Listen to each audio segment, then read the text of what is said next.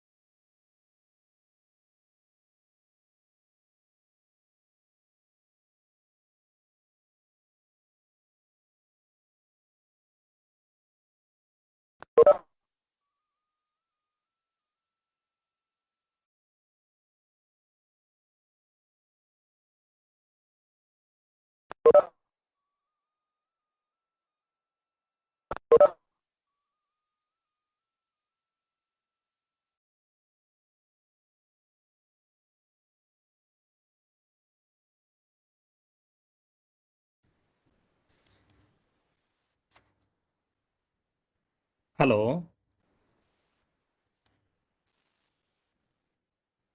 Okay. Hello. Hi, sir. हाँ हाँ, चालू करना सर. ओके. Okay, दो okay, okay, मिनट. sir. हाँ हाँ. Very good afternoon to all participants. So this is a session 3 of machine learning and pattern recognition. Today Mr. Bipul Kumar Shahi is with us to continue the session. So over to Bipul sir. Thank you. Bipul sir. Okay. Uh, Hi, everyone. Very good afternoon to all of you. So we can continue with the session like the from the point we left. So today, what is the agenda? Let me tell you. Then we'll proceed.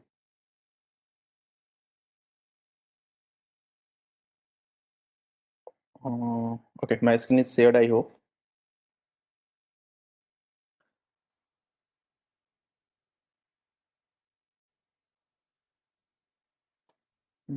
Okay.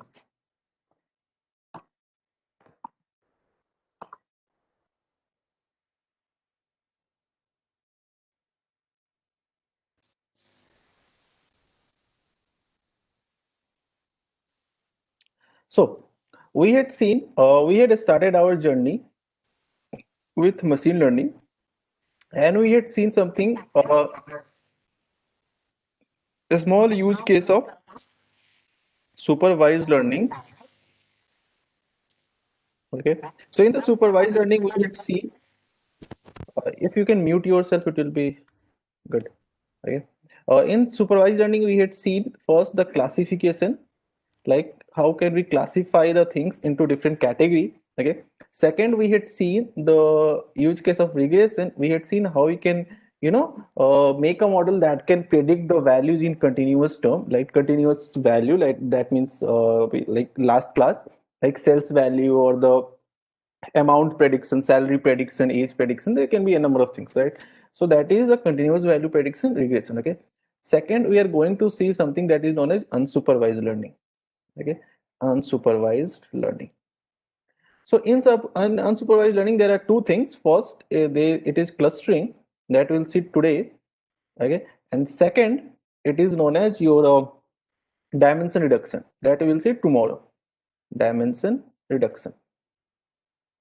Okay, that we'll see tomorrow, and we'll see the scope of like how it is used. Okay, so what is clustering basically, and where it is used? Okay, so before understanding clustering, let's have a discussion with unsupervised learning. What is unsupervised learning, right? Unsupervised learning used in the case, okay, where, okay, labels are not present. Labels are not present. Okay, that means we have to train a model, but the labels are not there, only features are there. Okay, so let understand this thing in a layman term. Okay, just in a very simple way. Okay, suppose you are sitting somewhere, right, and you had been given a complete box of fruits. Okay, this is a very simple example that I can consider. Okay, we are having a complete box of fruits. Okay, in that box of fruits, there are apple and mangoes are there. Okay, and I will tell you to separate the apple and mangoes. Okay, so you know how apple looks like, you know how mango looks like. You can easily separate them, isn't it? You can easily put apple in one box, and other thing was what, the other part in other box. Okay, because you can easily separate them, because you it had been supervised earlier. You know how apple look like. Okay, you know how a mangoes looks like. Okay, you know both of them. Okay, so you can just separate them. Okay, consider a case 2. Okay, where you had been given a complete complete box of fruit. Okay, you had been given a complete box of fruits. Over here, there are different kinds of, fruits are present. Okay, some are apples, some are like suppose mango. Okay, now you had been you have to separate it. Okay, you have to separate it, but again you are blindfolded. Okay, there is a, black kind of cloth on your eye. You can't see anything. Okay, you are blindfolded, and then you have to separate it. How can you separate it? Okay, so even you are not knowing that in this thing, in this box, what is that? Is it fruit? Is it balls? Is it some toys? Is it some other object? Okay, is it fruit? Okay, what is it? What is present in this box? You are not knowing it. You are totally unknown with the fact. Okay, You had been given a box and you are just knowing that we have to separate the different things into different categories. Okay, you had been given a box, you are blindfolded, you can't see anything, and you have to separate different things into different categories. And even you are not knowing how many categories are present. Okay, number of categories are also unknown. Then what you do? You open up a box. Okay, you pick up the first object, the whatever the first object that comes into your hand, you'll pick up, and you will analyze the shape of it. Okay, after analyzing the shape of it, you will put somewhere around here. Okay, then you pick up the second thing.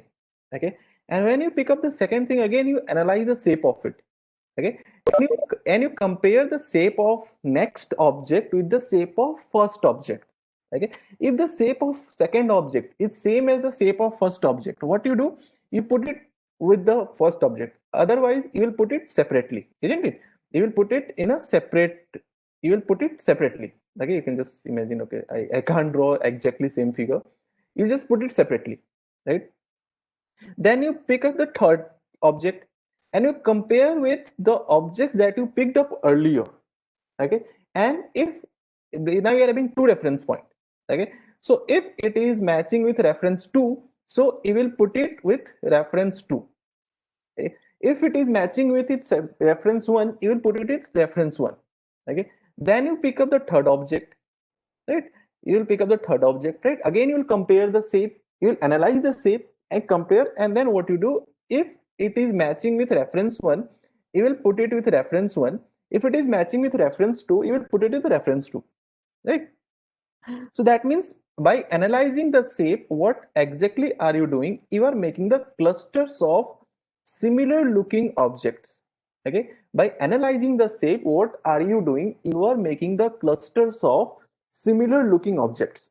Okay, so that is the fundamental rule of clustering. That means you are not having any labels, you are only given with the features. What you have to do, you have to make a cluster of similar looking features.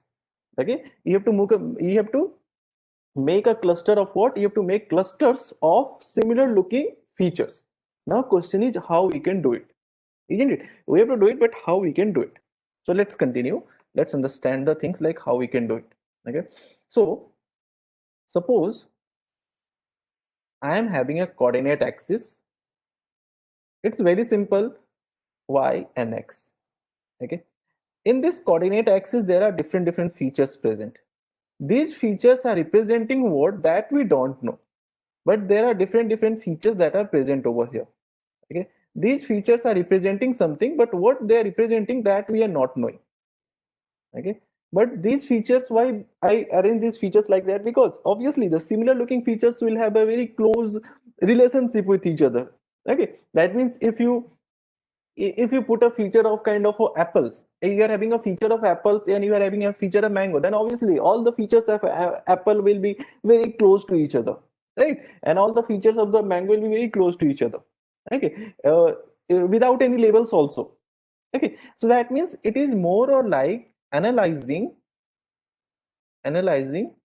features. That means we have to analyze the features over here, right? So how can we analyze? How can you make the clusters? Okay, because the mathematical algorithm or mathematical model is not going to go for kind of by picking up the object in the hand and then analyzing the shape. It is not possible, right? So what I can do over here, just like any learning process, here also the learning will start randomly. Okay, learning will start randomly means what? If you have to make three clusters, first of all you have to decide how many clusters you are going to make. Okay, suppose you decided that I will make three clusters. So what will you do? Without any kind of clue, you just decided three clusters to be made. Okay, so what you will do, you will define 3 points. Okay, 3 points, three different kind of you can say three different what that is known as uh, three different centroids you will define on in the range of features. Okay, what I mean, suppose it is having a feature 7, 10. Okay, all of them will have certain features. It can be 2 features, 3 features, 5 features, 10 features. That highly matters. It can have a number of features, but all of them is having certain features. So what you do, you just define some value over here, like 6, 5, okay, 6, 4, okay, it can be like 7, 2, okay, some value, some random value you define. Okay, you will define just some random value over here. Then how this random value will help you? So let me tell you, this random value will help you like this. What you do, for any particular point, okay, we calculate distance from all of these given points. That means what we do, we calculate the distance like this distance, this distance, and this distance. Okay, so suppose it is having a point, okay, it is a point, it is having a point, suppose 6.1, okay, it is representing 6.1 and 4.8. Okay, so what exactly we do, we will calculate distance 1. Distance 1 is equal to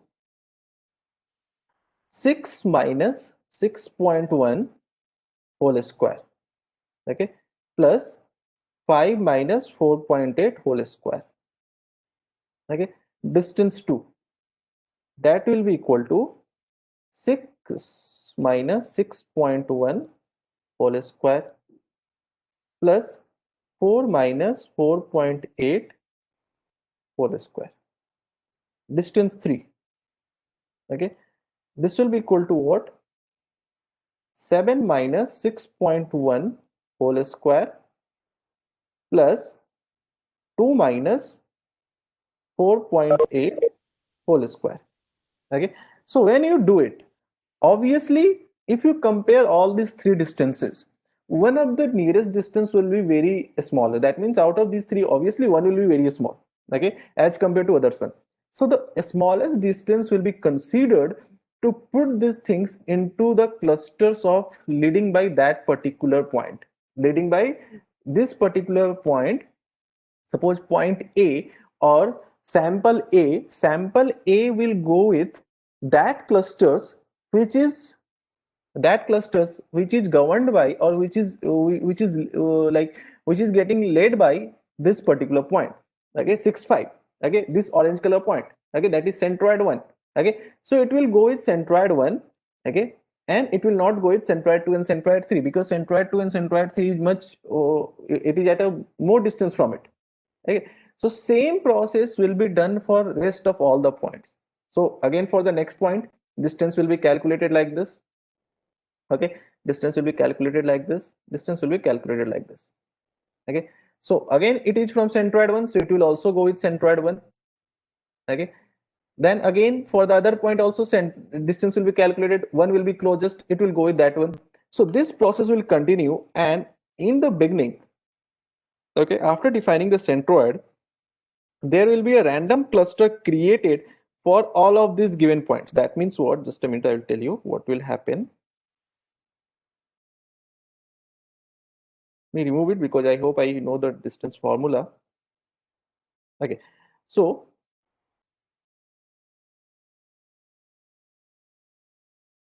okay, so when the process starts, okay, what will happen, all the points will form a random cluster.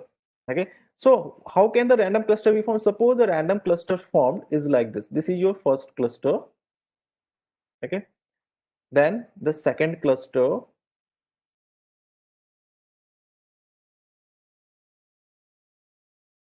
okay, and then the third cluster. Okay, three clusters formed, isn't it? So when three clusters, but these three clusters are not the actual cluster, these are just random clusters. Okay, then what will happen after this, the centroid which you had defined, they will say my job is done, and they will just removed, they will just go out from the space. Okay, that means, just a minute, okay, this will say my job is done and I have to go. Okay, and there is no more centroid over here. Okay, now what will happen, new centroid will be created, isn't it? New centroid will be created, and that centroid will be created by calculating the mean of these points. Okay, mean of these points. That's why the algorithm name is what, k means.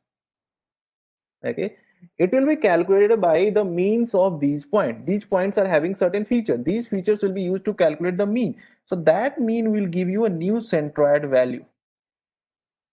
Okay, then again mean of all these points will give you a new centroid value.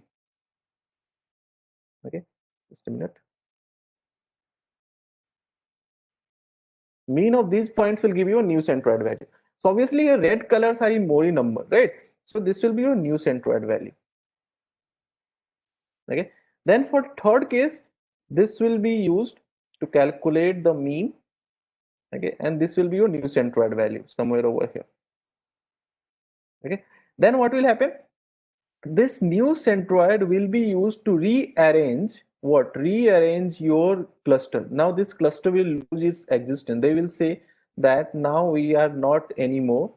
Okay, so we can't be there. Okay, so these clusters will start losing their existence. Okay, that means there is no more clusters. Okay, a new mean is calculated, or you can say a new centroid is basically gets calculated.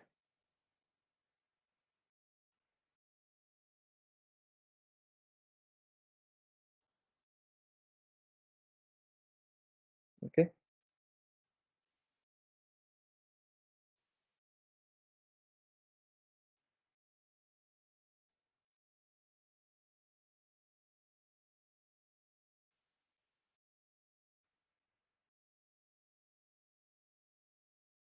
okay, so a new centroid will calculate it. Okay, so new centroids will again calculate the distance from it. Okay, and the nearest distance will be used for assigning the new cluster. Okay, so you can see now these new clusters will be formed. Okay, and new clusters will contain the same elements. Okay, now if you calculate the centroid next time, so next time if you calculate the centroid, the things will not change. Okay, things will not change, it will be always there with their own. Okay, that means the process will start like this. If we have to write the process, first define centroid, define centroids, process 1, step 1. Step 2, calculate distances from each sample centroid. Okay, each sample to centroid, right? Step 3, nearest distance will be used for first cluster, or sorry, first set of clusters. I so the first sets of clusters. Okay, this will be used. Thereafter, step 4 will be how I can write over. Step 4 is mean of points in new cluster.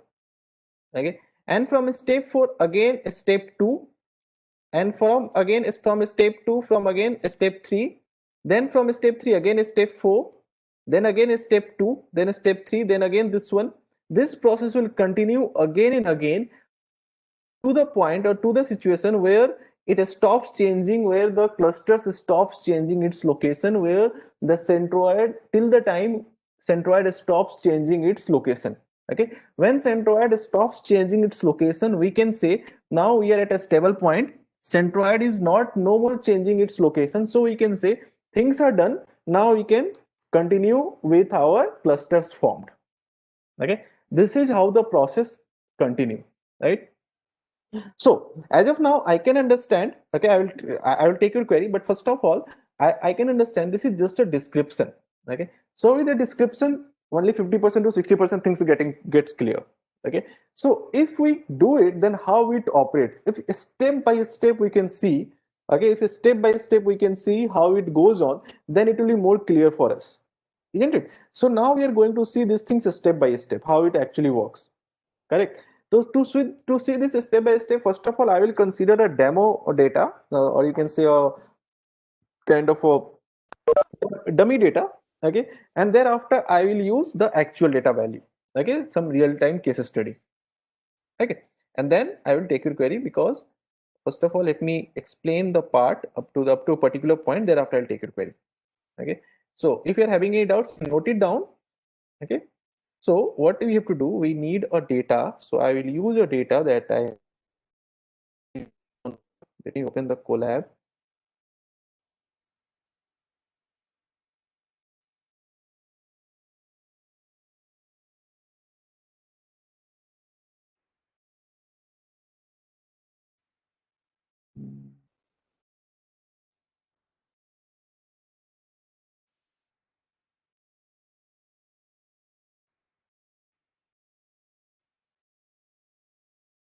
Just give me 1 minute.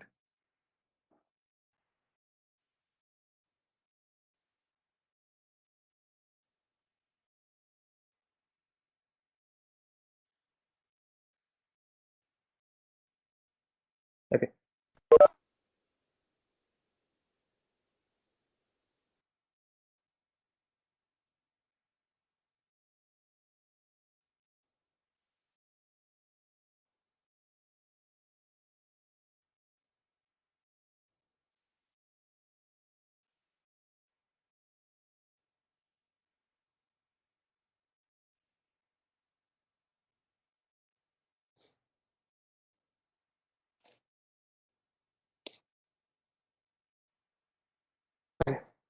So it is what?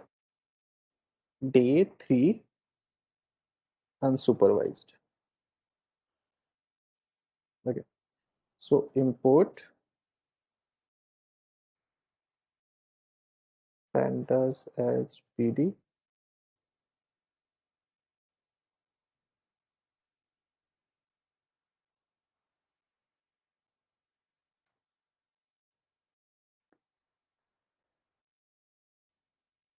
Okay, so what is it? This is just a data, okay, in which x and y are there. Please don't consider x and y as features and labels, right? X and y both are actually features over here.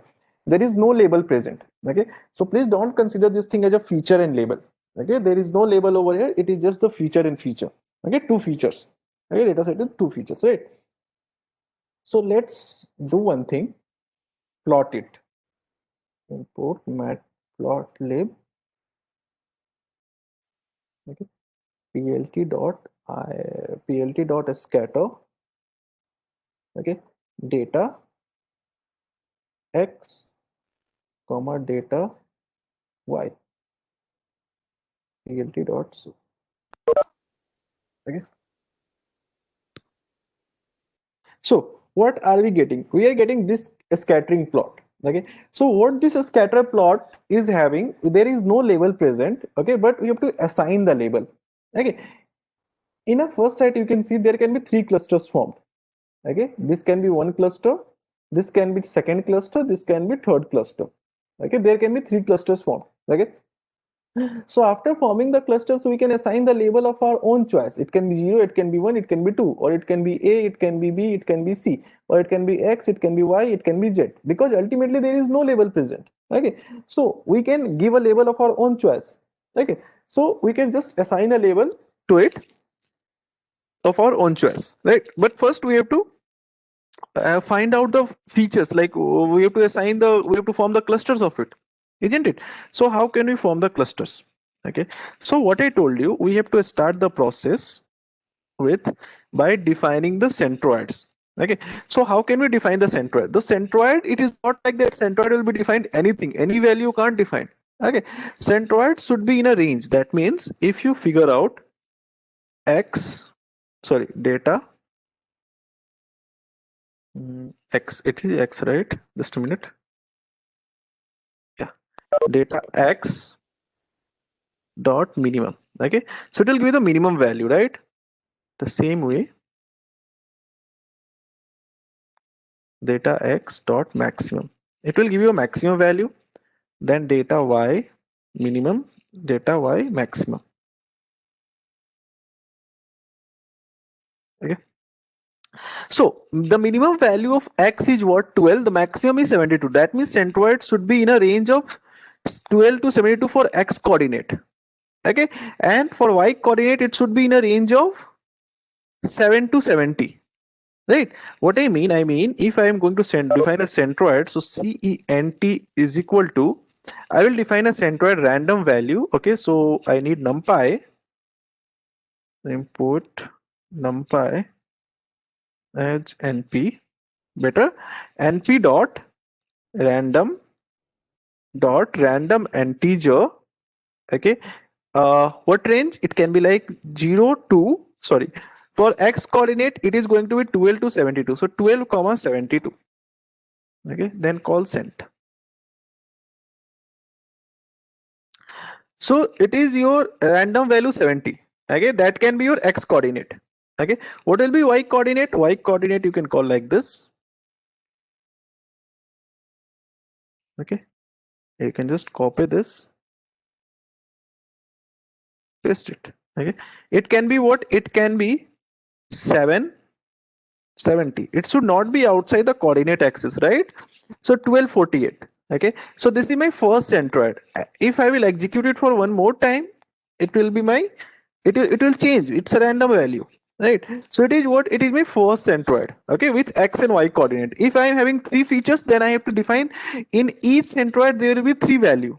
If I am having 10 features, then in each centroid there will be 10 values, right? So we are having what? Two values over here, x and y coordinates. I have to define three centroids. So what I will do, I will define in the dictionary. Okay, so it will be like this: one colon, that's it. Okay, and then you can define the further things. Okay, this is a centroid one. Okay, comma, this is your centroid two, this is your centroid three. Just give it two. Okay, and give it a three. So three centroids have been defined. Okay, three centroid, the centroid one coordinate 26 39, the centroid two,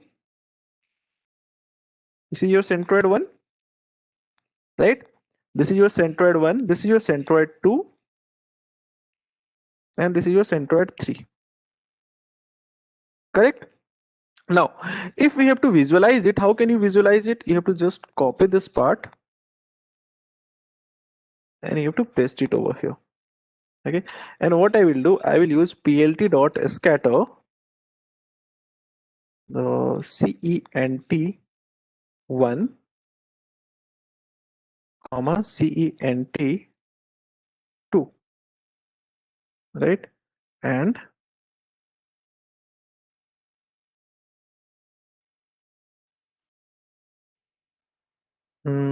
sorry, cent1, and it will be 0 axis, and over a cent1 it will be 1 axis.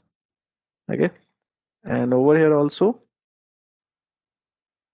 because in centroid what it will represent, cent10 represent 26, cent11 will represent 39. Okay, so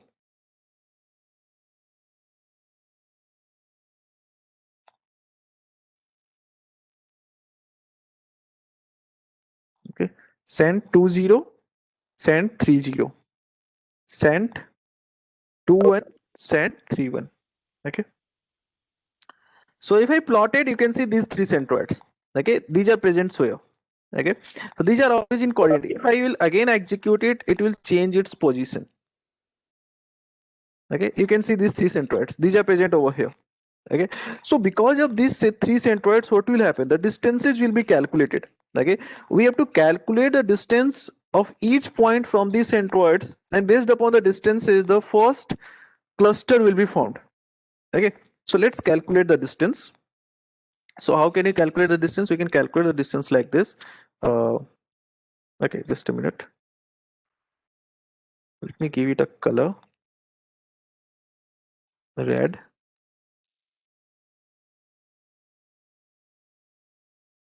Color green.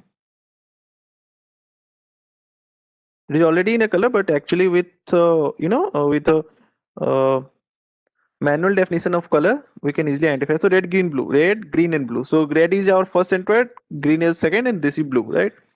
Okay. Hmm.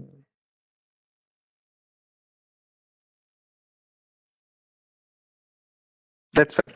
Okay, so let's calculate the distance. So how can we calculate the distance? We can calculate the distance like this.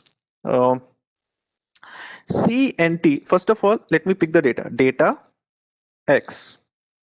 So this is our data X.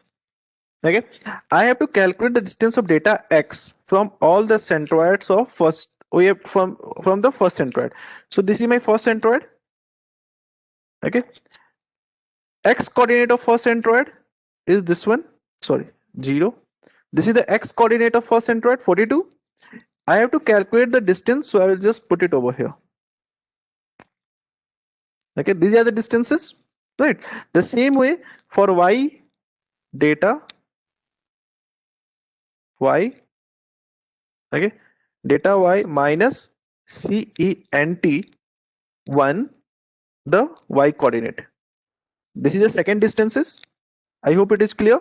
Distance from the first centroid of X point, distance from the Y coordinate of centroid to Y points, distance of X coordinate of centroid to X point, distance of Y coordinate of centroid to Y point, isn't it? And then what we can do a plus over here.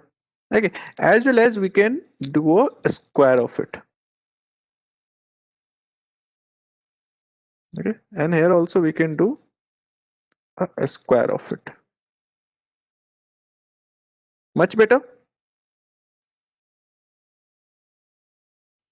Correct. And then what we can do, we can calculate the square root of it, right? So SQRT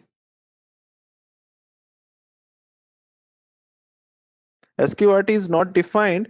Actually, SQRT is np.sqrt. I should use the square root. So it is what? It is a distance one. Better. It is a distance one. That means the distance of centroid from the first coordinate. Correct. Then what we can do? We can put these distances somewhere. Okay. For example. So can you just please repeat the meaning of this, line of code again? This one. This one. np.sqrt. Right. I'll explain. Just a minute. Where's pen? Okay. It is. Suppose you are having a points, right? This is a point. There are so many points over here. Okay. There are so many points. Okay. And it is your centroid, right? And we have to calculate the distance of all these points from this centroid, right?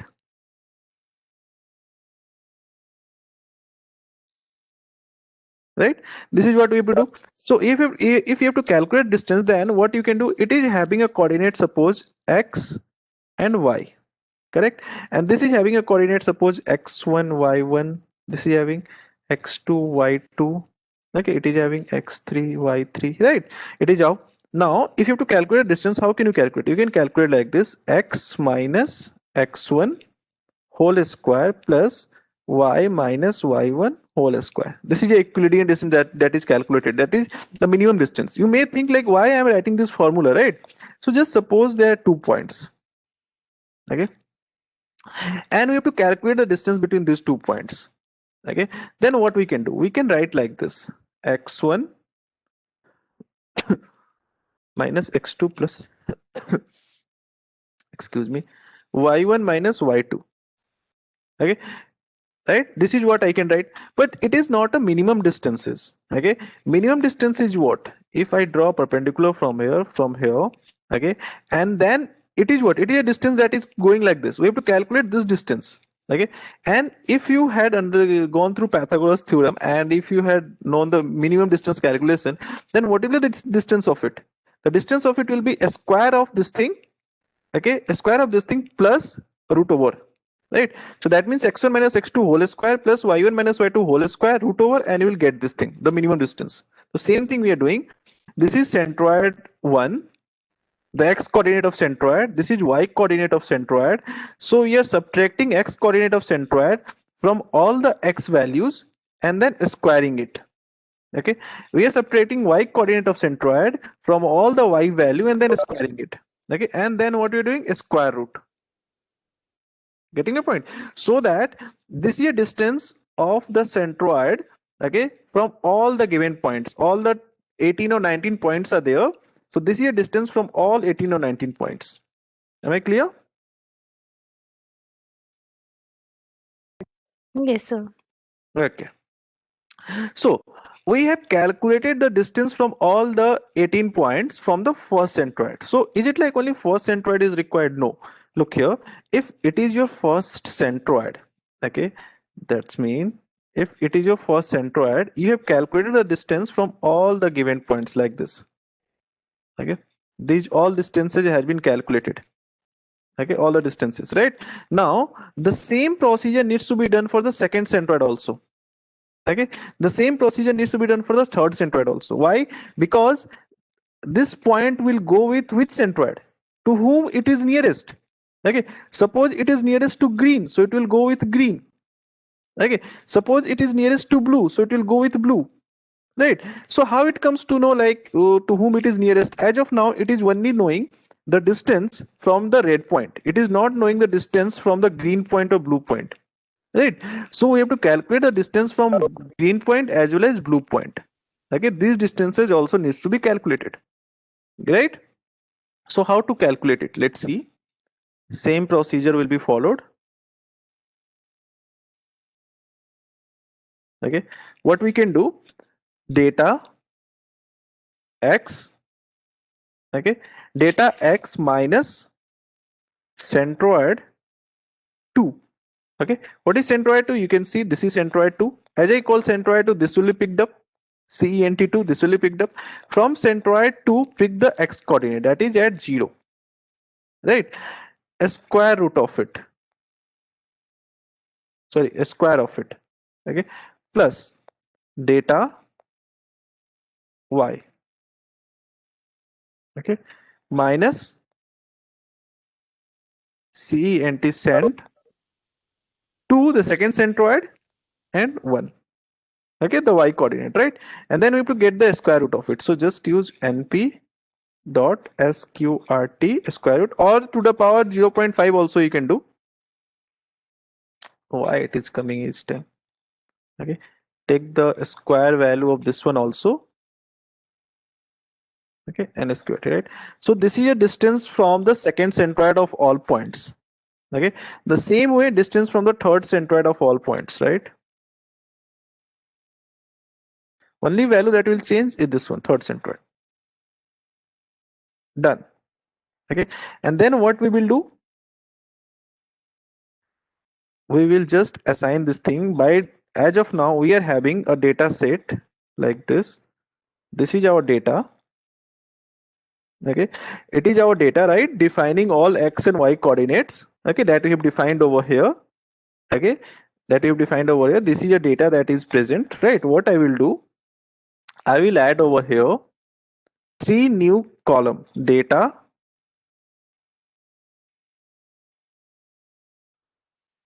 one.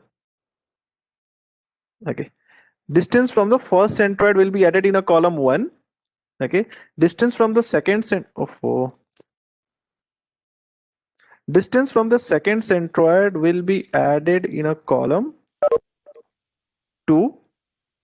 Distance from the third centroid will be added in a column 3. It looks better.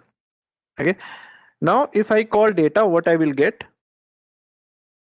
Things changed. Okay, now we're having a distances. Okay, so if I consider point 1, so point 1 is having a distance of 34 units from first centroid, 42 from third, and 48 from the third. 42 from second, 48 from third. That means the point 1 will go with first one.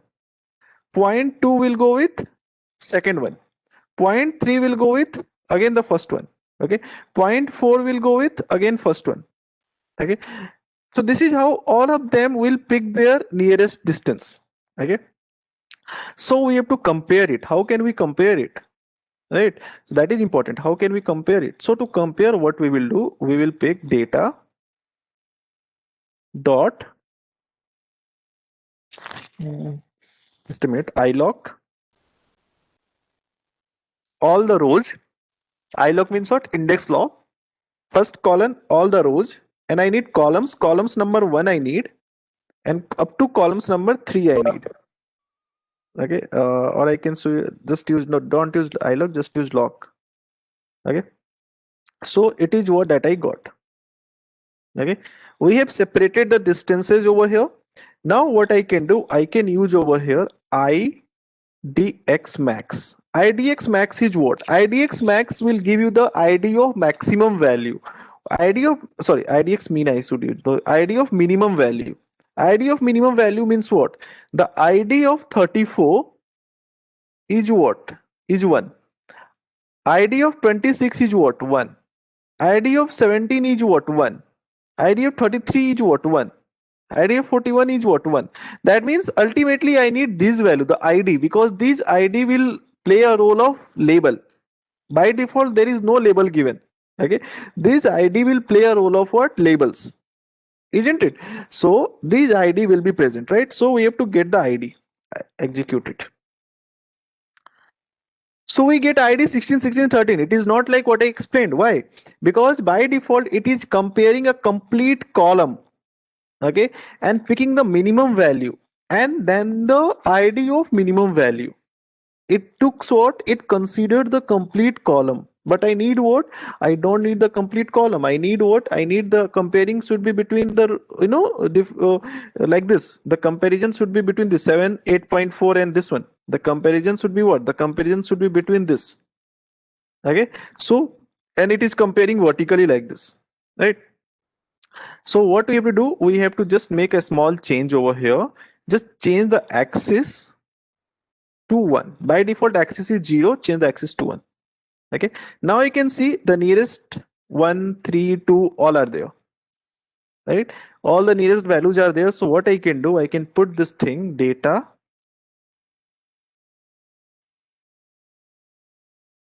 nearest. Okay. And then my data variable increases and it is having now one more column. Better? It is having what? One more column. So let me explain what I did till now from the first. First, I defined a dummy data. I plotted it. Okay. This plot shows me that I can form 3 different clusters. Okay. Thereafter, what I did, I have calculated the minimum and maximum range of x and y so that I can define the, the range of what is that? Coordinate system, sorry, centroid value. Then I define 3 centroids. Okay, in a dictionary, 3 random values I choose between the same range, and we got 42, 20, 46, 11 on all. Then I plotted the 3 centroids over here. Okay, and thereafter, what I did, I have given this thing. I have calculated the distance, and those distances I added into the 3 more columns, 1, 2, and 3. Okay, and I then calculated for each particular value which one is nearest by using IDX max. Okay, so for the first value, one is nearest. For the second value, one is nearest. For the third value, one is nearest. Correct. Next, what I will do, data nearest. Okay, dot map. Map means what? I will assign one with red color. Okay, I will assign two with green color. I will assign three with blue color. Okay, and I will give it a name data color.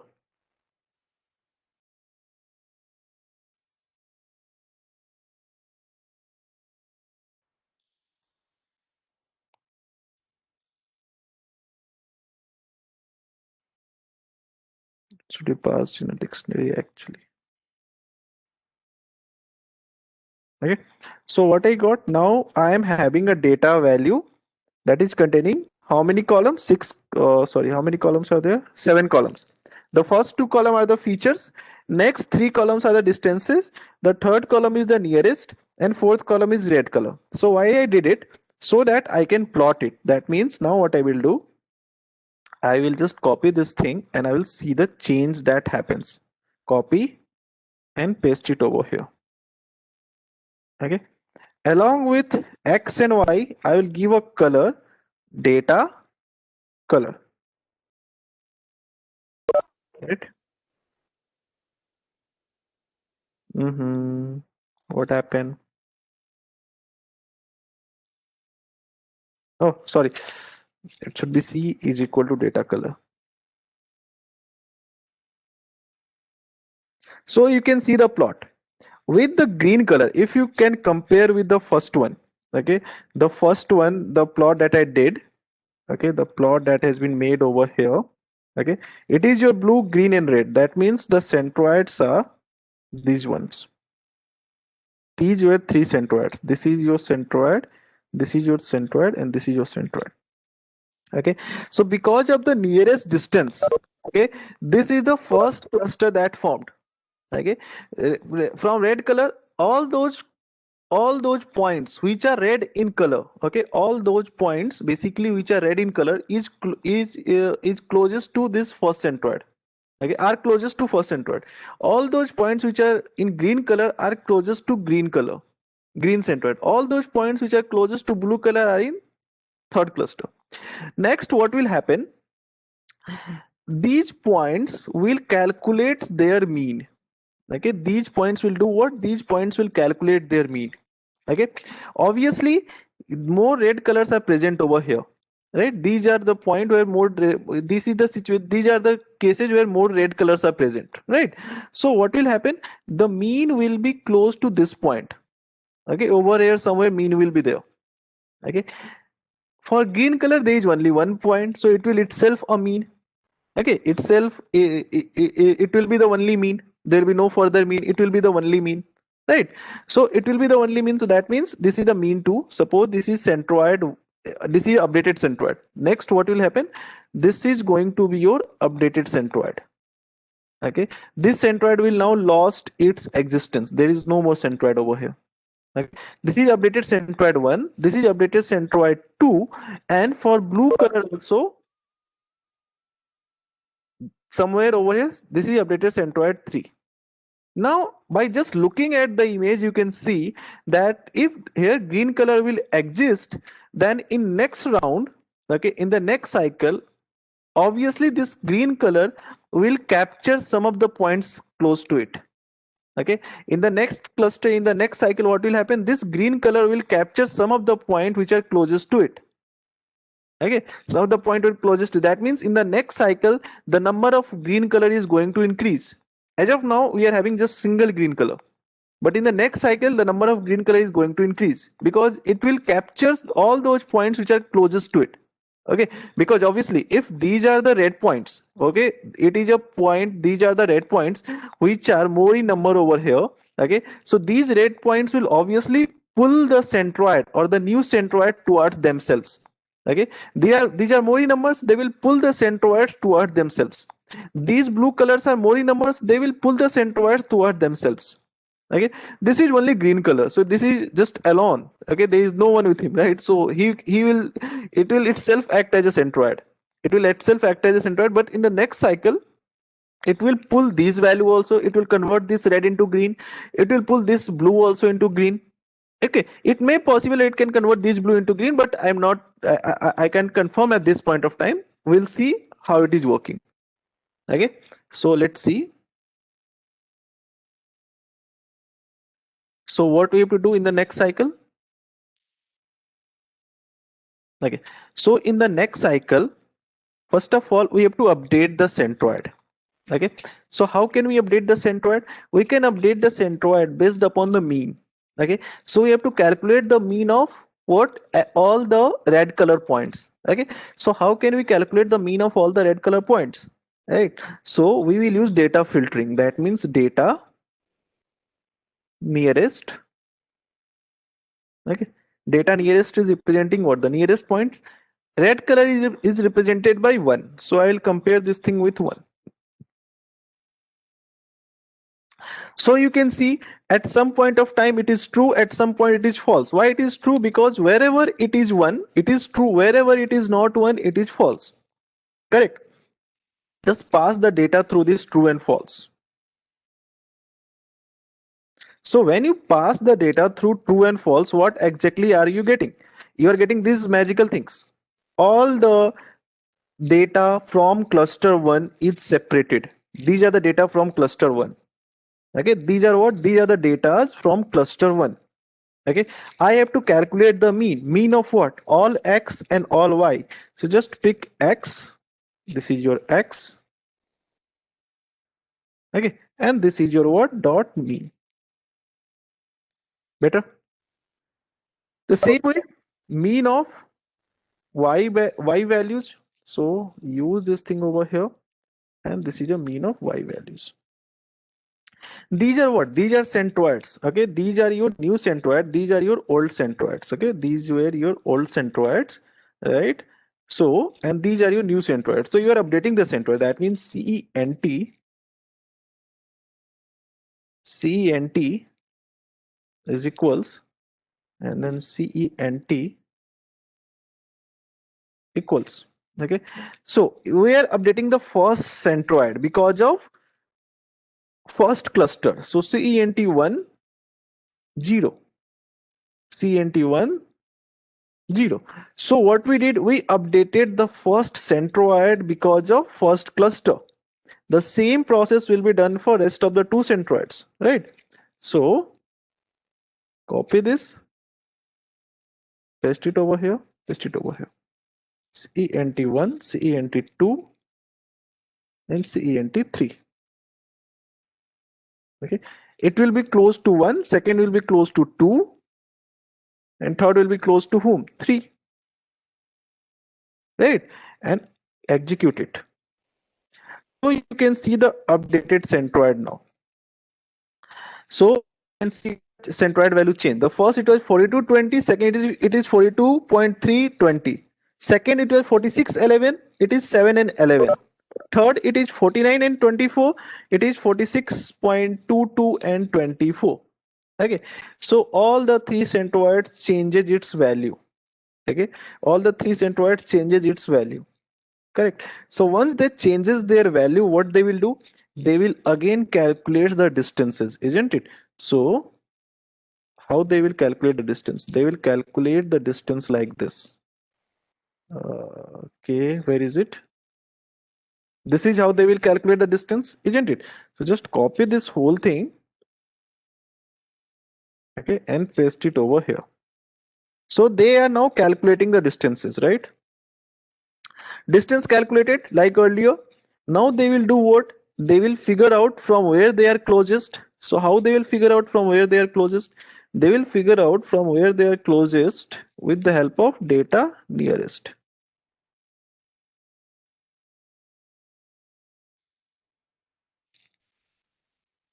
Done. So they figure out from where they are nearest. Thereafter they will assign the colors. Okay, or you can see the nearest distance has been given over here. You can see over here. Nearest is updated now. Okay, nearest is updated 1 3 2, right? Now what will happen? They will assign the color. Okay, so for the color I use this thing.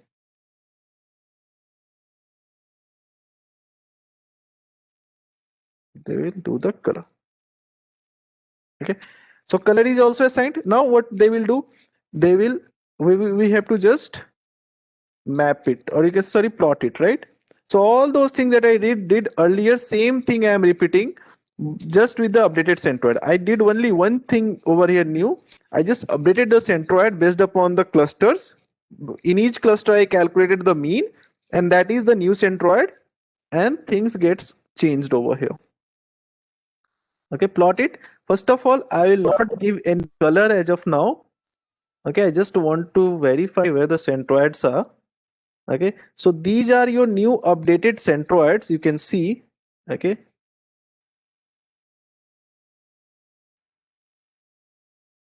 these are our new updated centroid. Now I'll give a color.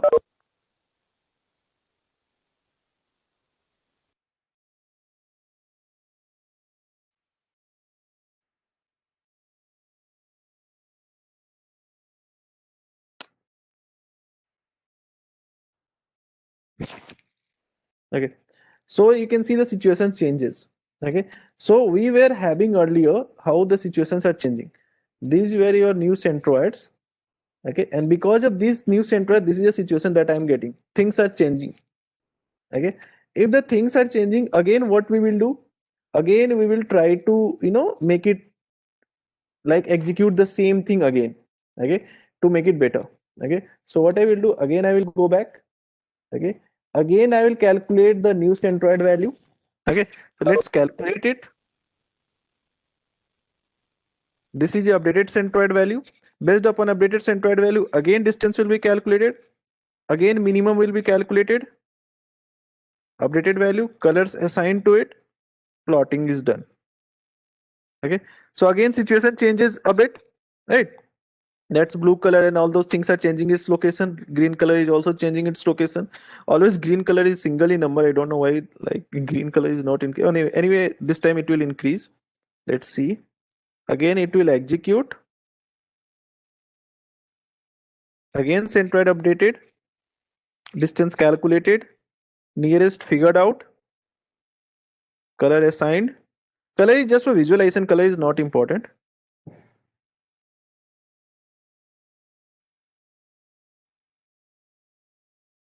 Okay, so something happened, green color is not present over. That means there is some error that happened. Okay, so we'll see how we can remove, how we can correct the error. Why it is showing NN, NN, NN?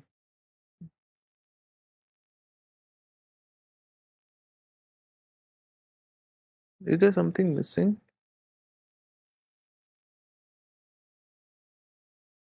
Just a minute. Let me execute everything from the top. If any error is there, then we can just figure it out. Minimum, centroids, plotting, okay, data, distances, okay, nearest, color, plotting. So this is the first plot, red, green and blue, all things are there. Okay, based upon that, again a centroid. This is your first centroid. We are updating the centroid. This is your updated centroid, correct? Based upon the updated centroid, again distance are calculated. Nearest is calculated. And this is your data. Fine, now there is no NN. Okay, then again map it, scatter it. Okay, so you can see things gets better now. Okay, red, green and blue. Okay, so what we'll do again, we'll do the same thing. I have written everything correct, right? Just let me verify once. 3, it is comparing with 3, it is comparing with 1, 2 and 3, 1, 2 and 3. Oh my god, I did a very big mistake over here. That's why it was not working. I was updating only the x coordinate of centroid. I was not updating the y coordinate of centroid. Okay, that's why it shows error actually. Now I guess it will work.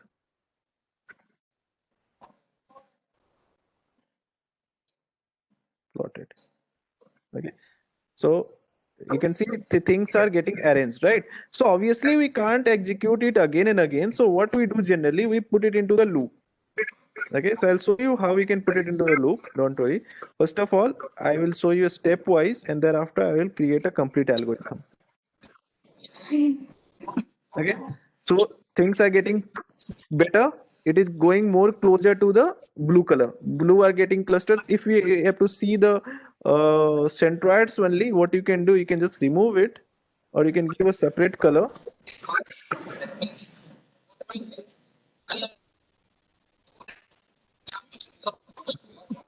Please mute yourself for some time. Okay. So these are your two centroids, three centroids, right? Okay. So what we can do again, we will execute it. Again, we'll go back. Again, update the centroid. Please mute yourself if because it is creating disturbance.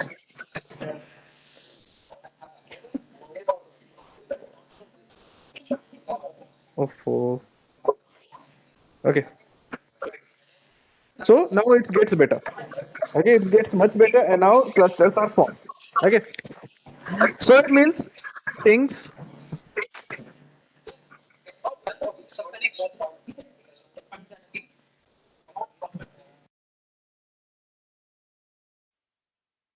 Okay. So things works better now. Okay. That means if you define start from any random point, ultimately you will get the complete output. Okay, now the thing is, it is not like that you can execute it again and again. So what you can do, you can put all of these things into a particular loop, and loop will execute on its own. For example, let me define this data. Sorry, control A, control C over here. Okay, what I'm doing, combine, or you can say the combine all to form algorithm. Okay, so this is your data, for example, right? This is defined. Okay, so after defining the data, what I did, I will just put in this 5 or 7 lines of code. This plotting I will not do, this will also I will not do. I'll define centroid, right? So I'll directly define centroids over here, some random centroids. Okay, thereafter what I will do, I will create a loop. Okay, so for I in range, okay, for I in range, suppose I want to execute it for 20 times, so just I will give 20. Okay, I in range 20. Okay, so what I have to execute, first of all I have to assign all of them a centroid. Okay, so for assignment of centroid, or you can say for assignment of clusters, this is a process that I use, right? So I'll do what, I will copy it. Okay, and I will put it somewhere over here. Okay, def assign. Okay, def assign, I will put it over here. Okay, so this is a function I have created. This function is doing what, this function is assigning all of them a particular you can say a cluster. Okay, in the assign we are also calculating the nearest distance, so I will copy nearest distance as well. This is also there in assignment, because based upon the nearest distance things will work, so I'll put it over here. Okay, as well as we are mapping the nearest distance with the color, right? So I will copy the color part also. Okay, and I will put it over here. So I'll just group them in a particular function, much better. And then I will define one more thing that is known as update. Def update. What update will do, update will update the centroid value. Okay, so centroid value is getting updated. How it is getting updated? It is getting updated because of this one. Okay, so I'll just copy this and I'll paste it over here. Okay, so you can see now the things are getting done.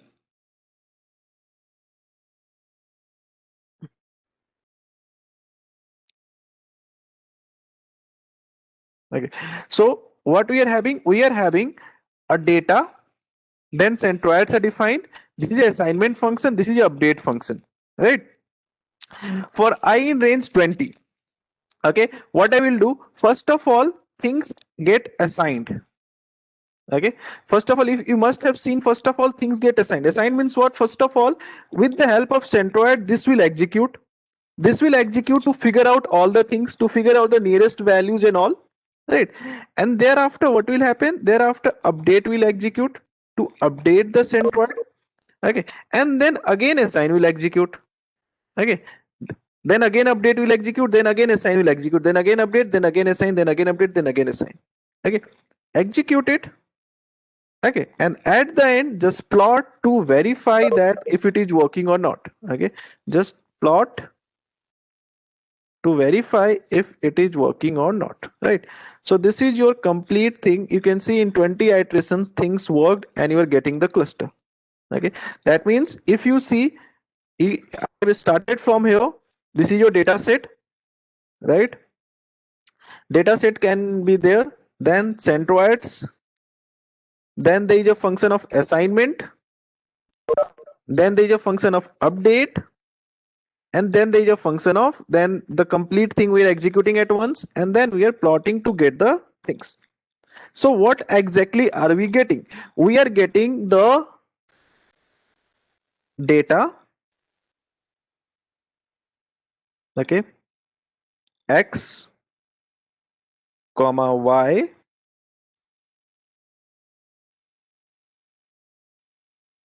comma nearest. So you can see we get the label of each of the data, whether the labels were not there. Okay, for this data, earlier there were no labels, now they got the label. Okay, like 3332, something like this. Right. So that means how it is working. Okay, that is how it is working. Right. That means when labels were not there, we are getting the labels. Right. Now over here the question is, okay, this is dummy data. How can we use it in the some kind of a real-time problem and all? Okay, so let me consider a real-time problem now. Okay, or you can say some actual problem. So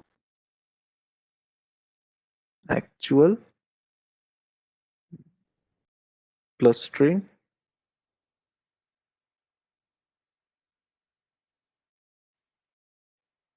problem. Okay, this is our actual clustering problem. Okay, so I have to upload a data. Let me upload a data from my system. I must have some data, like, let me check if I'm having or not. Like this, I am having.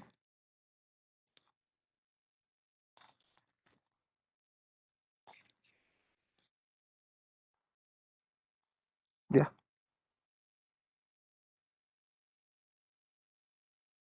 This is a mall data, right? So it can be used in the cases. Suppose someone, suppose there is a company who needs to, like suppose Netflix. Consider a situation of Netflix. Okay, so how Netflix comes to know like what shows can be recommended to whom? Okay, with the help of clusters, they figure out the behavior of their consumers. Okay, behaviors of what? Behaviors like how much time you are spending on Netflix, what are the web shows you are basically watching. You are watching kind of a comedy shows, you are watching crime shows, what shows you are watching, right? What language you are preferring, you are watching a English shows more, or Hindi shows, or Tamil shows, or Telugu shows, whatever shows that you are watching more. Okay, so based upon your choice, based upon the test, you are basically in a particular cluster, and based upon the cluster, they used to recommend.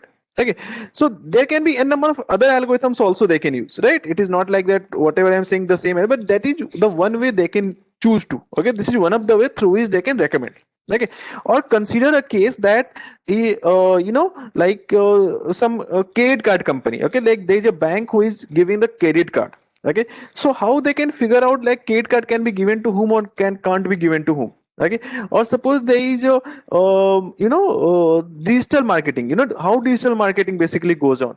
Digital marketing is not like your TV ads. Okay, like if on TV some ads are coming. Okay, suppose there is a ad of suppose there is ad of like some kind of some random kind of a way ads they are showing. Suppose there is a ad of Whitehead Junior. Okay, so there is no need of me, like Whitehead Junior is not required by me. Okay, because I'm not going to get the subscription of that, because that is not related to me, because I'm not going to learn anything from Whitehead Junior, and I'm having not that like I'm not having a kid also. I mean, I'm having a kid, but my kid is not that much elder that he can enroll. Okay, that means for example at least a person needs a 10 years. Okay, like a kid needs to be at least for 10 or 12 years that he can enroll in Whitehead Junior.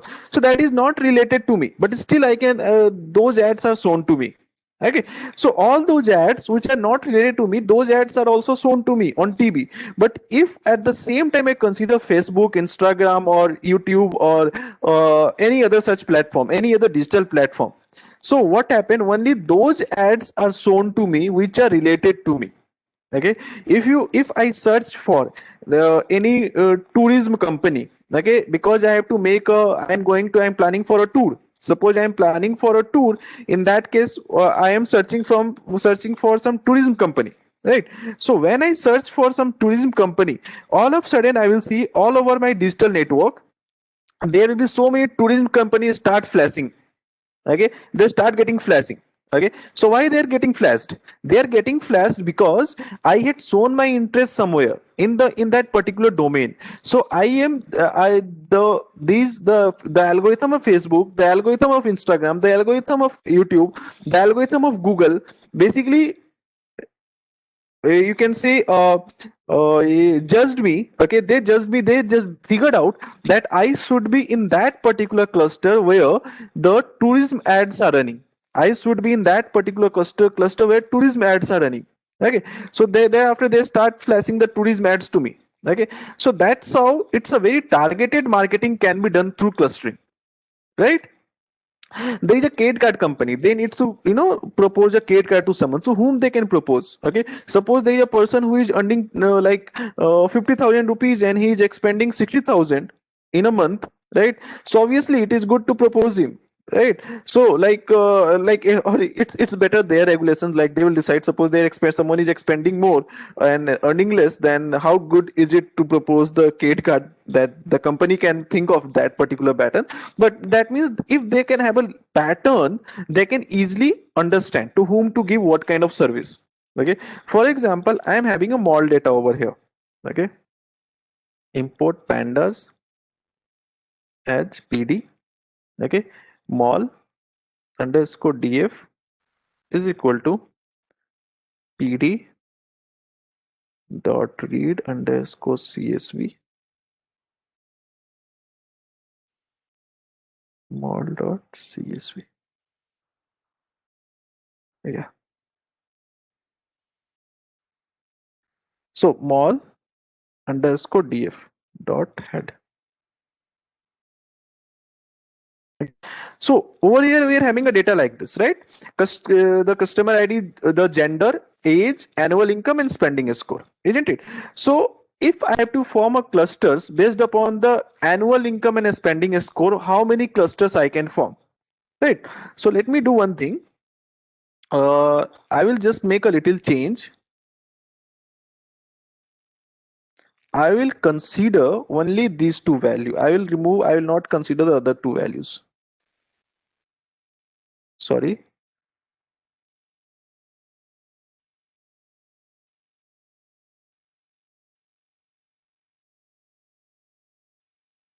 You can consider multiple values as well, but as of now, I'm considering only these two values to make the things little simple. Okay, mall underscore df. Okay, this is what I'm having, isn't it? Now what I can do, mall underscore df dot head. Okay, now what I will do, I will make a small change as well. Okay, mall dot columns is equal to income. I will denote by I, and spending score I will denote by S. Oh, mall underscore df.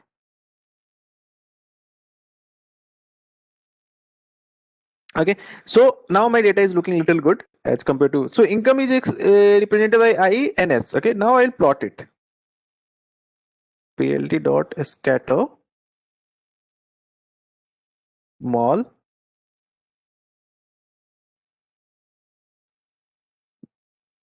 I, sorry, mall underscore df I, that is income, and then mall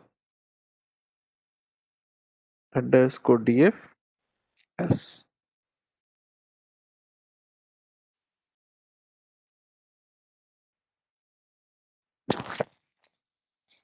Much better. So we are getting this thing. So if you can see, y-axis, okay, x-axis is represented income, is representing what? Income. Okay, this is representing, suppose, income. This is representing a spending score. So how many clusters are formed, can be formed based upon the customer, so that service can be given to them. Okay, so that it depends like what service we want to give them. Okay, so like from the mall, like they are having certain product, they want to do a very targeted marketing. That means what they want, if they are spending like 100 rupees, they want the maximum output from that 100 rupees. Okay, so how is it possible like I am expending 100 rupees and I will get a maximum output from 100 rupees? If those 100 rupees will be used on a targeted person or targeted audiences, right? So you can see this is a cluster can define a high expense people, a high expense people or high spending people, and lower income people. Their expenses are very high, but income is not that much. Okay, so that means they are like taking some kind of udhar and all, right? These are the persons which are very balanced. They are very balanced. Okay, these are the persons whose income is high. Okay, but their expenses are very less. Okay, So they are storing more amount. Okay, they are making a kind of a more amount, they are like saving. Okay, so that means what, like mutual funds, okay, or any other kind of services can be proposed to them, because they are believing more in saving the amount. Okay, if they are more believing in saving the amount, then so much investment, product can be proposed to them, that you can invest in mutual fund, you can invest in properties, real estate and all. Okay, so that's how those company can target them, because they knows that they are doing this thing. These are the persons which are high in earning, okay, high in income and high in expense. Okay, so that means to this person credit card can be proposed. Okay, because they can use the more of the credit card use. Okay, they are the persons who are less in earning, okay, and less in expense as well, less income, less expense. Okay, so according to that, some kind of what that's known as product can be proposed to them. Okay, that depends, like some product that is for the less income people, some product can be proposed to them also. Okay, so according to that, the companies can map like to whom to give what kind of thing. Okay, they can give what product, they can target the audiences based upon these kind of data. If they collect this kind of data, they can target the audiences. So this is like collecting the tests. Okay, so we can do a cluster over here. Okay, so how can we form a clusters over here? I told you, to form a clusters over here, I will just copy and paste the whole thing that we did earlier. Okay, the first step was defining the centroids. So I will define the centroids over here. This time, how many centroids required? This time 5 centroids required, because I am going to form 5 clusters, isn't it? So okay, 3, 4, 5. Range of centroid will be different, right? This time it is going to df, sorry, mol underscore df I dot minimum. Better? So minimum value is what? 15. That means over here it can be given 15, or 17 also can be given. Okay. Maximum is what? 137, right?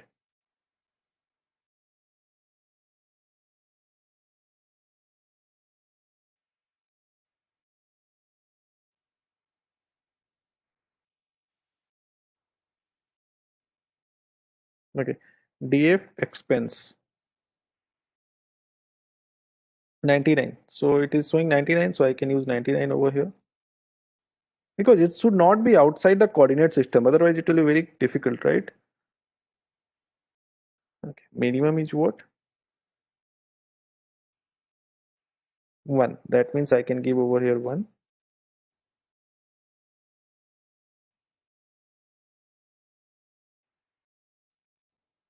Much better. So these are my 5 centroids. Okay. After this, what I will do, I will again copy and paste. Okay. This assignment part, right?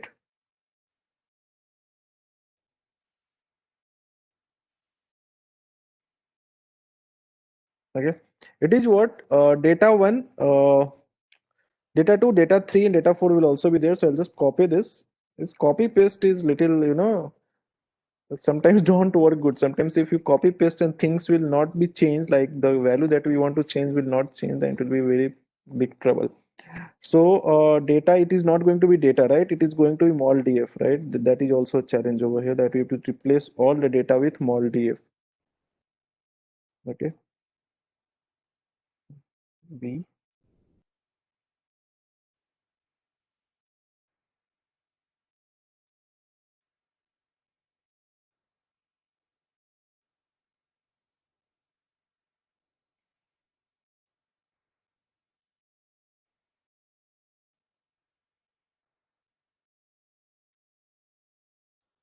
Okay. And this is also going to be mol df.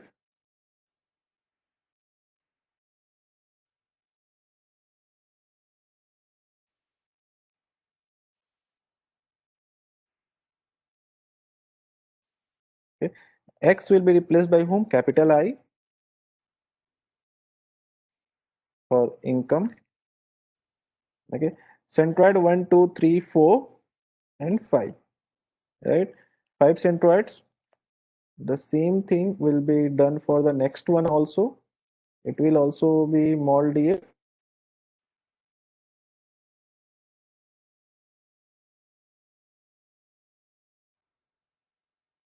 Okay,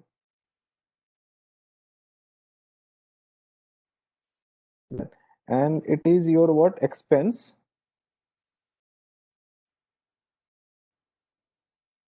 Sorry, Control Z.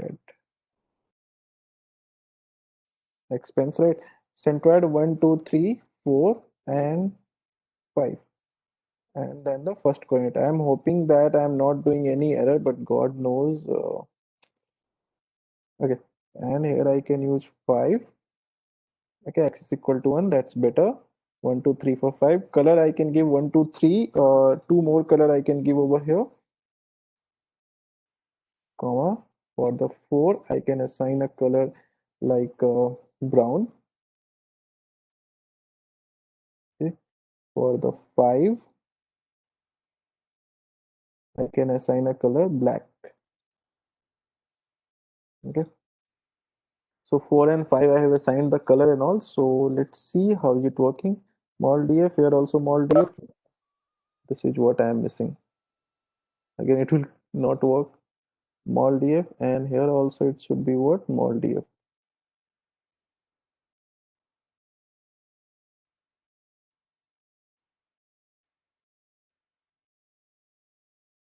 Better.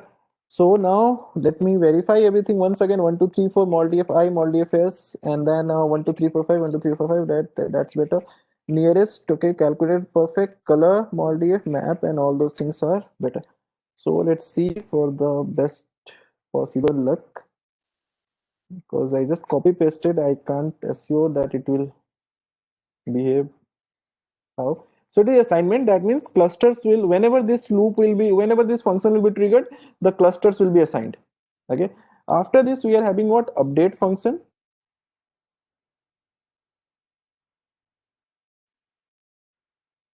Even you can do it in a loop, but since we are using it for the first time, I can write the same line of code in here. We have so many lines I've written, 5 lines. I can write in 2 lines also, okay, with the help of loop, but I'm writing it in this way because so that everyone can understand the things in a clear way. If I will write the loop, then it will be little 4, 4, 5. If you know to write in the loop, you can write in the loop 1, 2, 3, 4, 5, 0, 1, 0, 1, 0, 1, and cent is getting updated only over here. Mol df will come. Sorry. Oh, control check.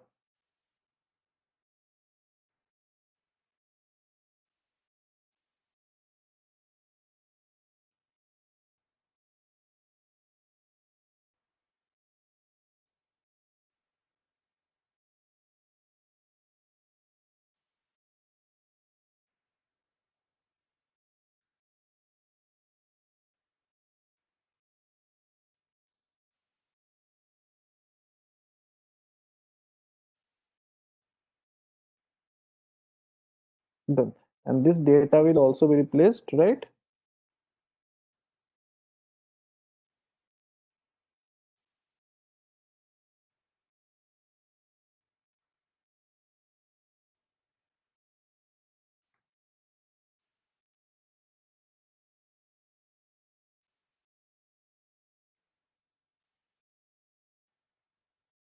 Okay. So it is updated. Nearest is 1, 2, 3, 4,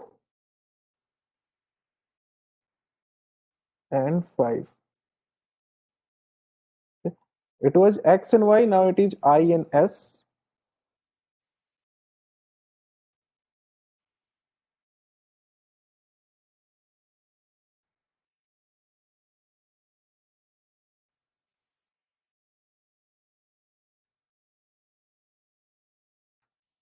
Better. So everything is done. Pitch is set. I guess everything is correct. I'm hoping for a thing like everything should be correct. Okay. And thereafter, what we did, Data is defined. After data, centroid is defined, then assign function, then update function, and then we have to just run the loop, right? So where is loop? There is a loop, right? So I'll just pick it up, and since the data is more, I will run this loop a little more number of times, right? So I'll make it at least 50. I'm not sure it will be good or not, but I just made it 50. Okay, and thereafter what I will do, I will plot it. Okay, same thing that I plotted earlier, I will plot it. Okay, but this time with a color. So color is equal to mol underscore df. There was a color column, right? So color. Okay, so you can see the things working, but still it is not working that good. So we can execute it for little more number of times, 500 times.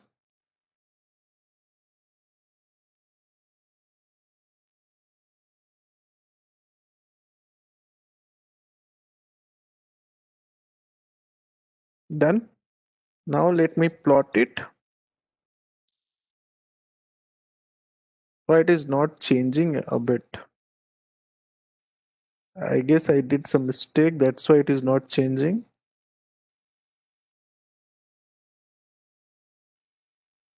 Okay, let me check it everything. When I will execute everything from the top, if any error I did, this is mol.csv. INS is defined better. We scattered INS. The minimum of this one is 1. For S it is 1. And maximum is 99, 17 and 137. Let me change it to 135 as little bit more closure.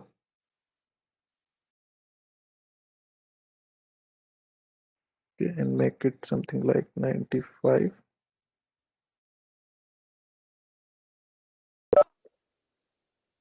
Okay, these are our centroids. Centroid 1, 2, 3, 4, 5, much better.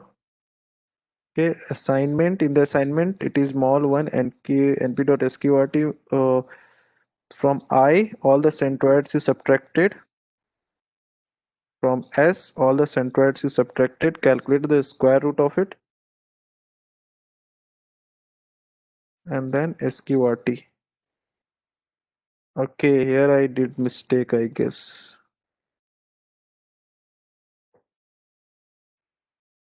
No, it's correct, right? Here, this is the sqrt of this one. Okay, and here it is sqrt of this one.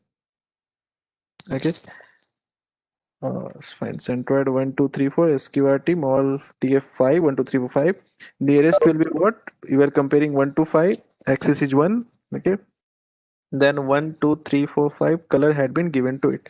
Red, green, blue, and brown and black. Much better. Assignment. Okay, update. In the update stage, it is 1. First centroid updated, second centroid updated, third centroid updated, fourth centroid, fifth centroid updated. Okay, it is updated on the basis of what? 1, closest 1, 2, 3, 4, and 5. Okay, and we are picking I for the mean, S for the mean, I for the mean, S for the mean, I for the mean, S and I and S for the mean, right? So this is your update. Okay, then we call update function first and assign function second.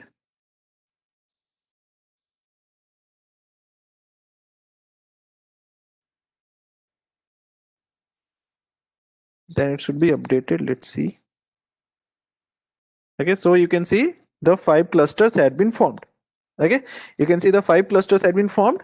Obviously, that means if you call mol underscore df where there were no clusters earlier, if I'm calling I and I'm calling S and I'm calling what I should call nearest I can call a color also, I can call color.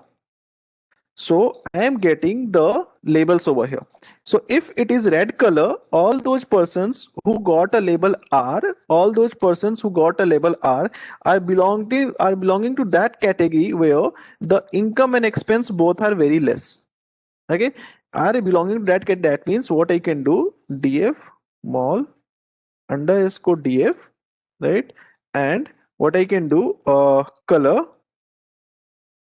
I can separate them now R, okay, and compare, and then if I pick it, mol underscore df, okay, this is what I am getting.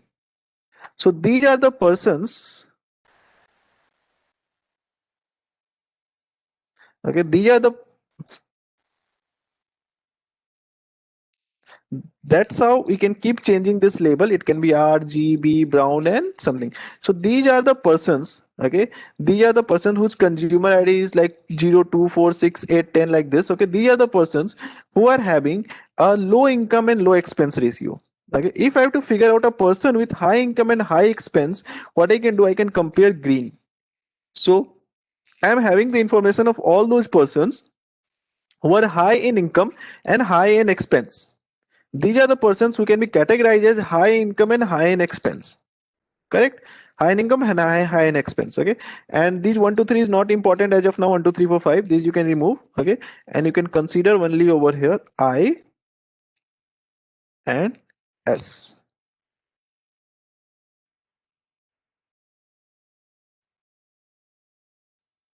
Okay. So these are the persons who are belonging to high income and high things. So, or you can also consider over here color. Right. So these are the green color person. Okay. That's how clusters helps us. Okay. So now, as I told you earlier, these are the concepts. Okay. Now we have to cluster, or we have to make a cluster of anything. Then how we can do, how can we make a cluster? Okay. So for making a cluster, we need a kind of a data. So let me tell you now the simplest way to form a cluster. Okay. Simplest way to form a cluster. So that will be the clustering using k-means library. Okay. So how can we do it? First of all, we need a data. So let us pick up a data. So data is present where? Data is present over here. So I'll pick the data first. Okay. So I'll pick the data first. Okay. Thereafter, I'll separate the columns which I required. So I required only 2 columns. I can use other columns also. If you know how to use 2 column, other columns also you can use. So I will pick this thing.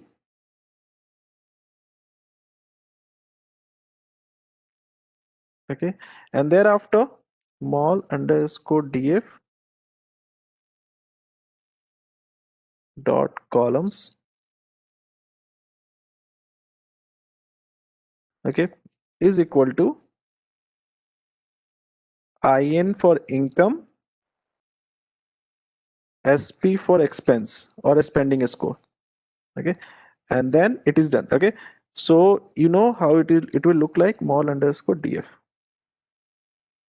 So only 2 column is considered now, right? Now what I will do, I will import an algorithm. So how can I import an algorithm? I can import an algorithm like this.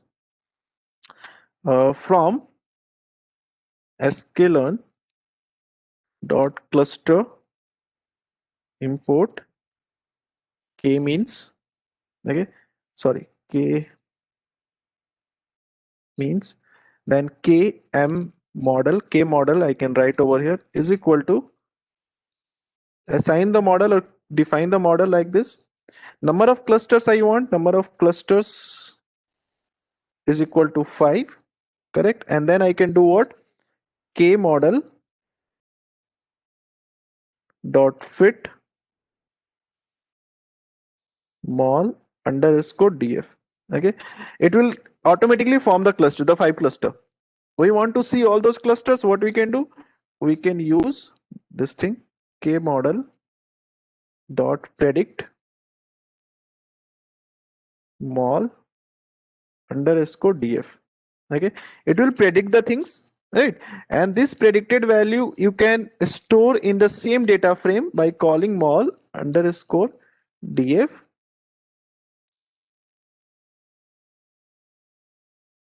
label. So labels will be predicted. Okay, and then you execute it. It will do all the things that we did earlier.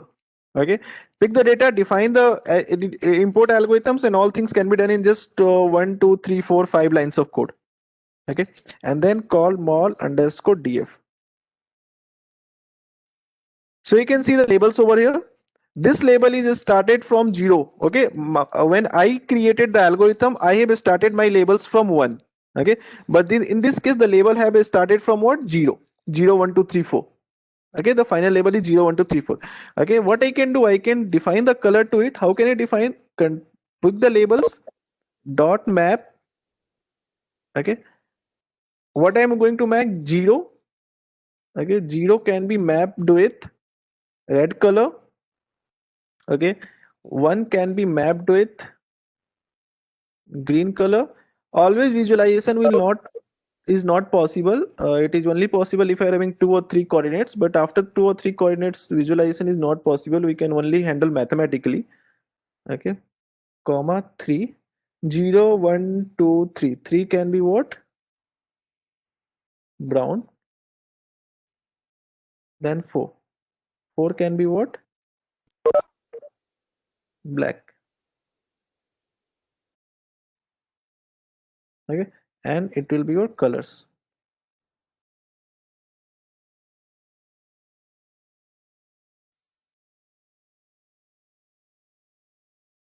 See, I'm just giving it a CLR.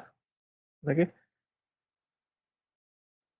so we get the color over here, mol_df.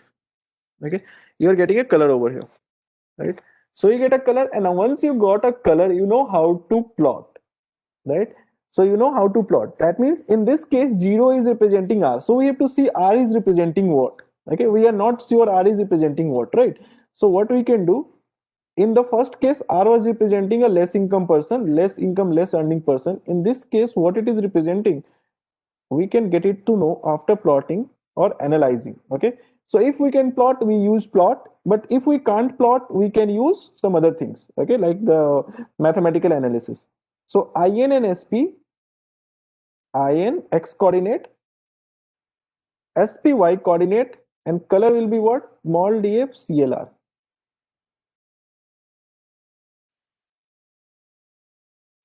Okay, so in this case, red color is representing what? Red color means 0. Okay, 0 is representing what? The same cluster we found, but the meaning of labels are different.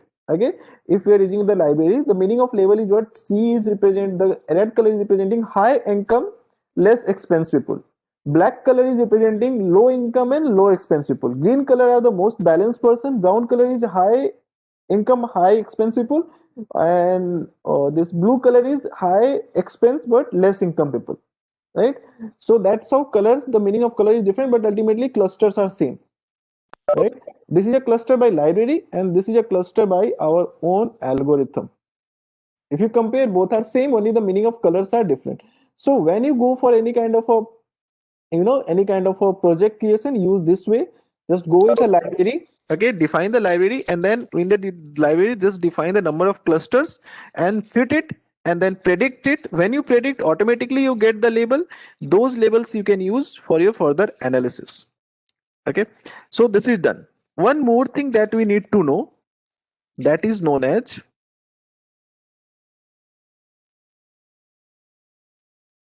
knee rule. Okay, knee rule. Now what is knee rule? Knee rule to figure out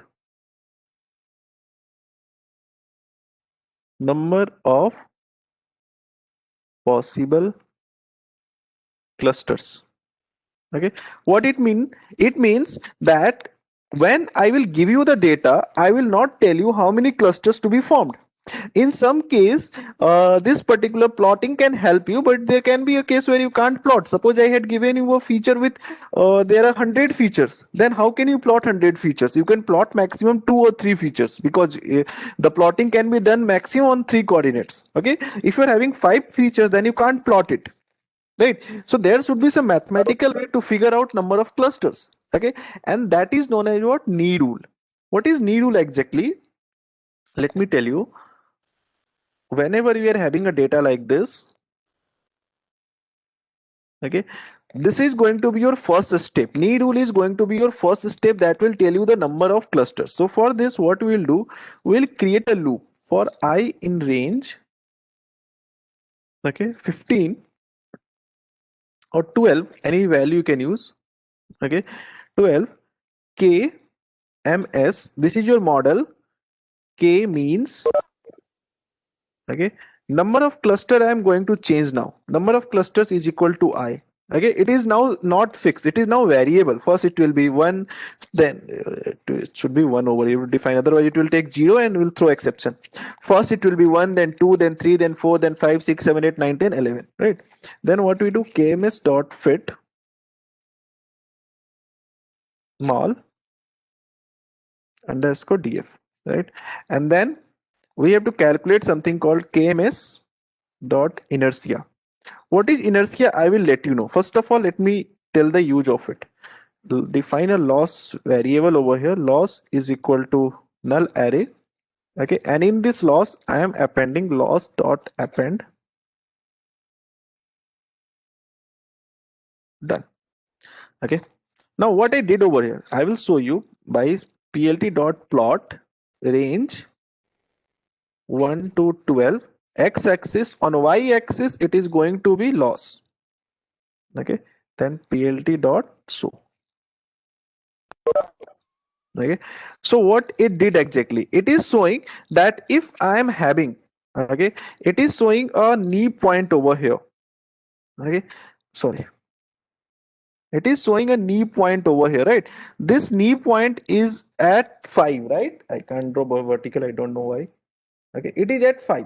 Okay, so that's why knee point will tell us the preferred number of clusters that we can create. In the first example also, please do apply knee rule. You will figure out that the knee will be formed at 3.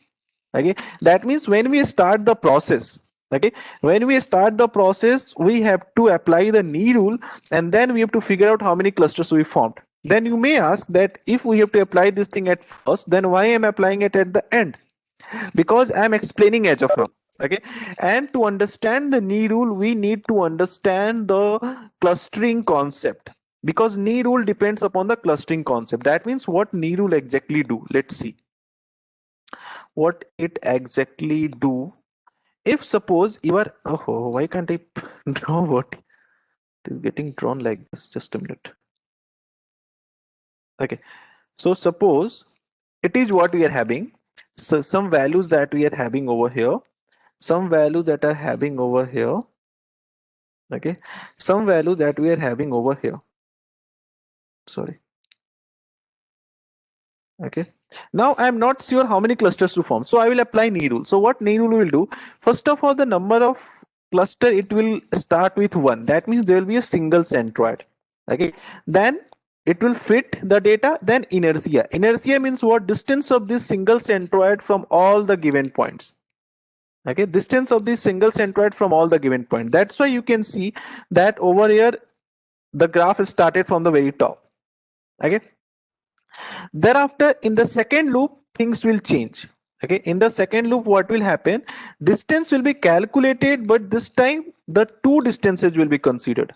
Okay, an average of two distances will be considered. Average of two distances means what, in the second case the number of cluster will be 2. That means over here we will have two centroid. Because of two centroid there will be two clusters, for example like this, cluster 1 and cluster 2. Okay, and then distances will be there, but this time the distances over here and distances over here. Okay, so this time the centroids move more closer to their specific points. Again I am repeating, the centroid moves more closer to their specific points. That's why the distance, the average distance will decrease. That's why graph is going in a lower direction. In the third step, what will happen, 3 centroid will be defined targeting 3 clusters.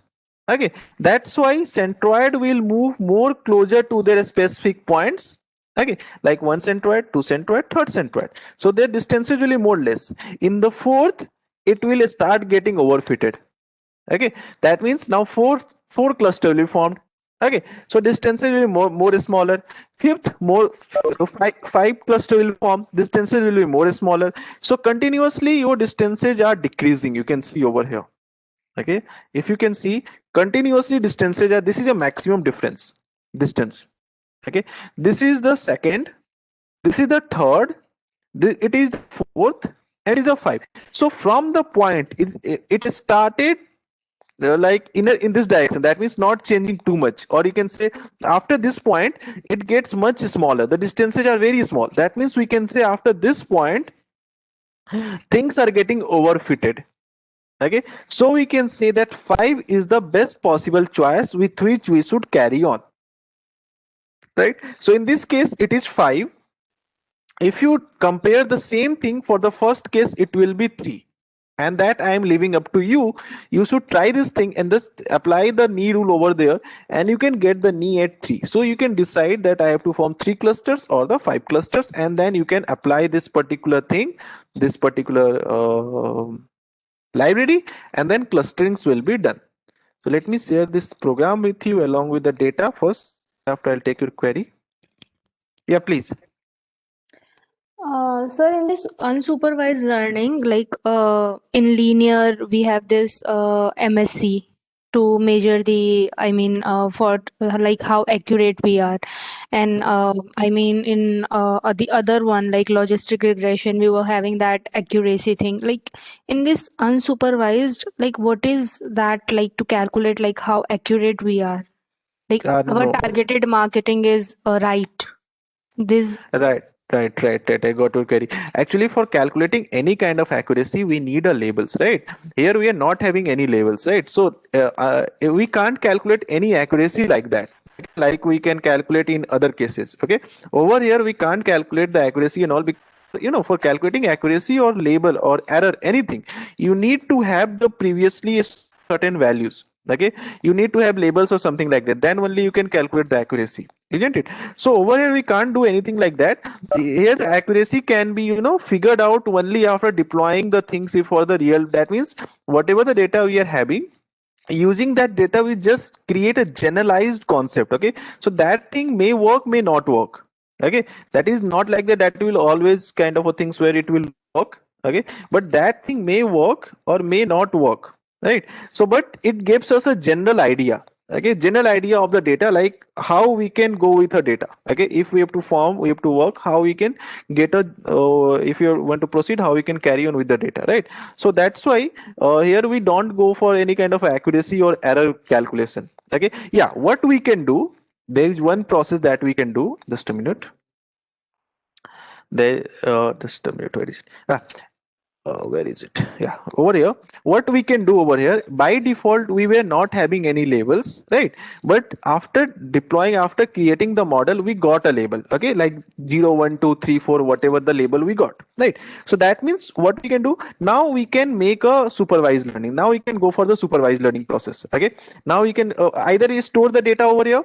Okay, that means we store the label over here like 0 1 2. Okay, and this label will be compared for some time with a real time existence. Okay, like in real time also data are coming up. Okay, real time also data are coming up, right? So you, by the help of real time data, okay, how the real time data is behaving and all, we can compare it, and thereafter we can assign a label to it.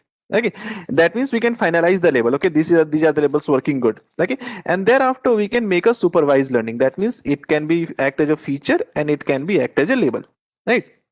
And then we make a supervised learning, and thereafter we can calculate the accuracy and error, that how accurate my model is, because without having label we can't calculate any accuracy or any error, right? So once we generate the labels or the things, we can train, and thereafter we can calculate the accuracy. That means the same way like a supervised learning goes on, right?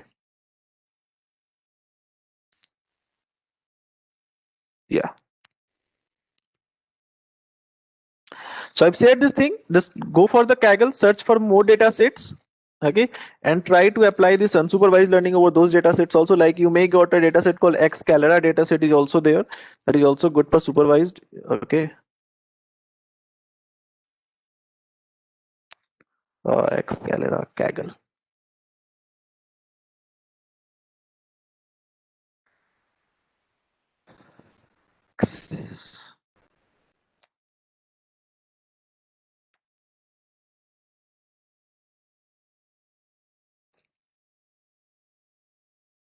Just a minute.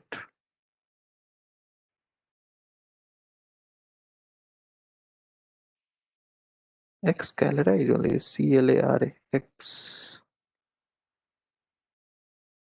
CLARA.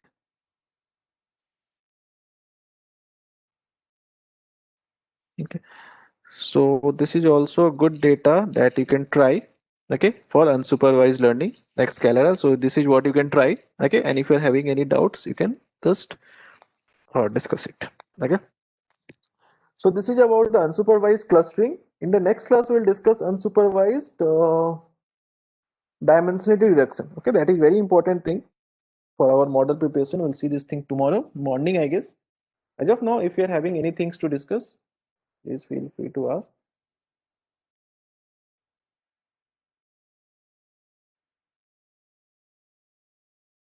Yeah, you rightly said. It is also known as elbow method. Correct. It is also known as elbow method. Someone said me. Yeah, right. Elbow method, knee rule, both are same.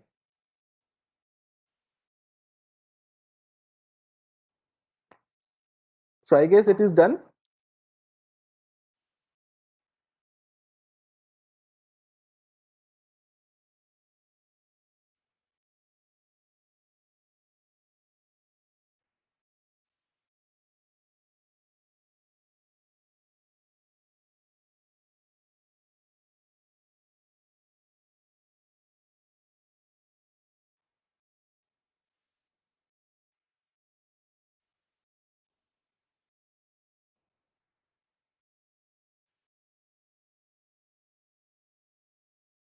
So if it is done, shall we sign off?